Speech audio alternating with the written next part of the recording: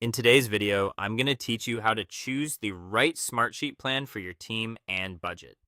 The first thing you'll want to do is open the Smartsheet pricing page.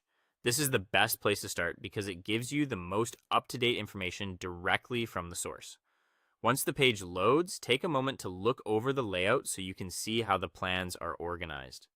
Pricing pages are usually designed to help you compare options side by side, so don't rush this part. Next, review the available plans. As you look through them, pay attention to how each one is positioned. Some plans are meant for individuals or very small teams, while others are built for growing organizations that need more advanced tools and collaboration features. The goal here is to get a general sense of what each plan is intended for before focusing on the details. After that, check the price per user for each plan. This is an important step because Smartsheet pricing is often listed on a per user basis, which means the total cost depends on how many people on your team will need access.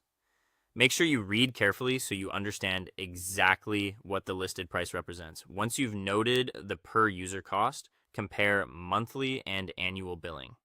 Many software platforms offer a lower effective rate when you pay annually, so it's worth looking at both options side by side.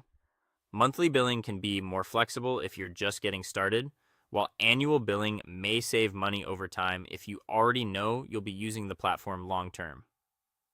Now, review the included features in each plan, especially things like dashboards, reports, and automation.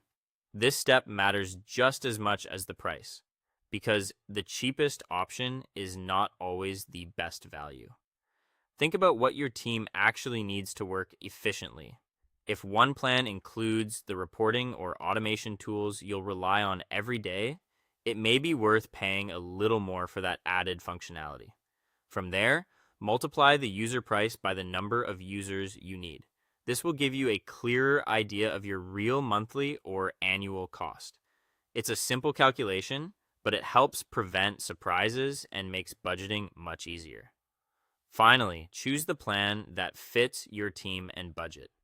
Try to balance cost with the features you'll actually use rather than paying for extras you don't need or choosing a plan that's too limited. If you take a few minutes to compare pricing, billing options, and features carefully, you'll be able to make a confident decision that supports your team now and as it grows.